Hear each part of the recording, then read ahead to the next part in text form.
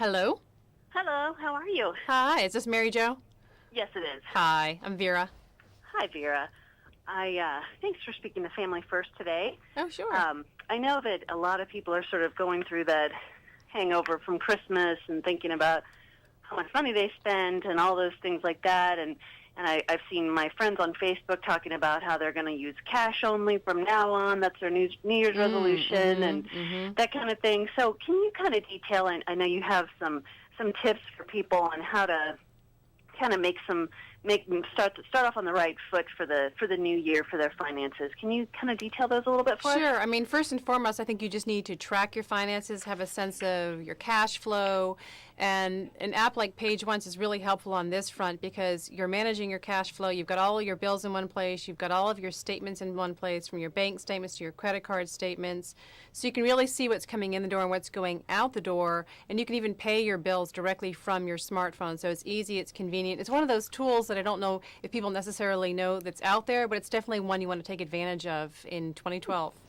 Oh, that's great. So you're saying there's an app out there that you can actually use for your bills, or are you saying that you just tap into your... You can do it for everything, yeah. You can use it to actually pay your bills, and you can use it just to get a snapshot of your financial situation in general, which I think is really sort of stage one or phase one of this whole process of getting your finances in order, is knowing where you stand, what you've got, how your statements look, get your bill paying on track, the whole 9 yards. It does it all. Mm-hmm. Now, I read something recently that said that debit cards are just like writing a check and that they might not be as safe as a credit card. How do you feel about that?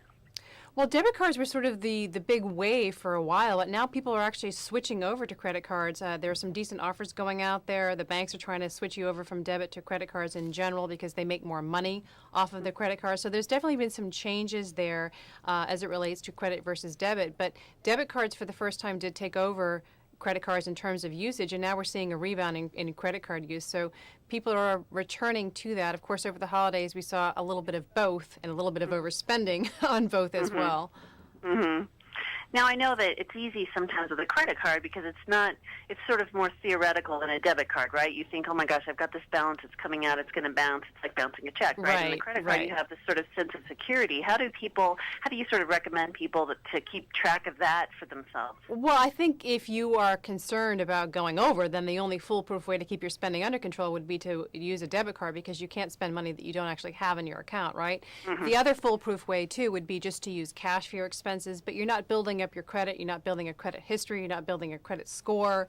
So even though you are seeing some people go on these cash-only diets, they're good for some people and not good for others. And you also don't get the rewards that come with the territory, too. If you're using a rewards card, for example, you get the points, you get the miles, you get the cash back, you get the rebates. You don't get that with cash or debit cards either because the rewards on the debit cards have just sort of fallen by the wayside.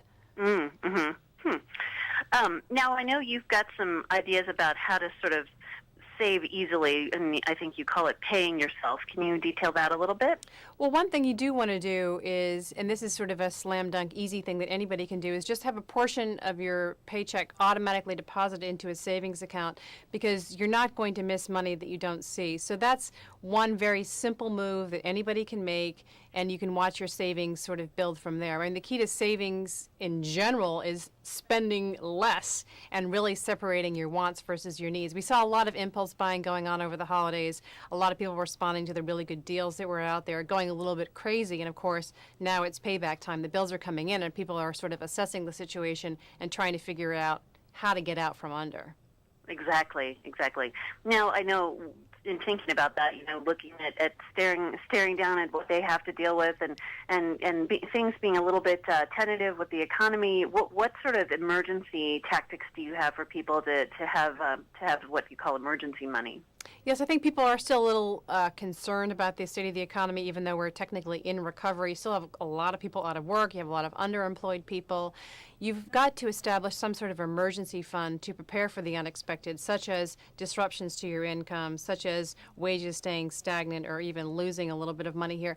And I think that one thing everybody should do is establish an emergency fund to prepare for those unexpected changes in your life or unexpected expenses, whether they're medical expenses or whatever the case may be, by having an emergency fund set up. But fewer than 4 in 10 of Americans actually have a fully funded emergency account set up. And I just think that that's crazy. Even though the economy is technically recovering, it's really important that you have one of these accounts established. You don't have to fully fund it necessarily, but just put as much in there as you possibly can. If you have any extra money coming in, maybe you're getting a tax refund, for example, just stash it away and establish this fund.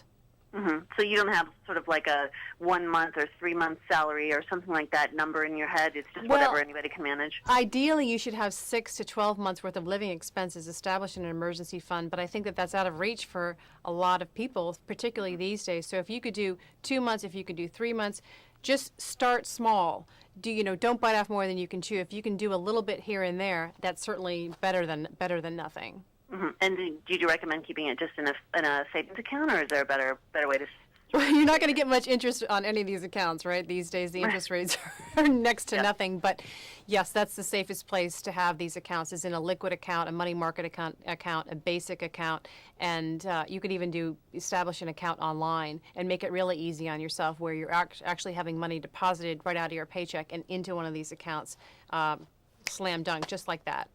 Again, like you said, you just don't think about it; it just goes in there. Right, and as I keep emphasizing, you're not going to miss money that you don't actually see. Exactly. Great.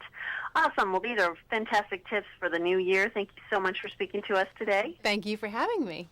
Absolutely. Thank you. Bye-bye. Bye.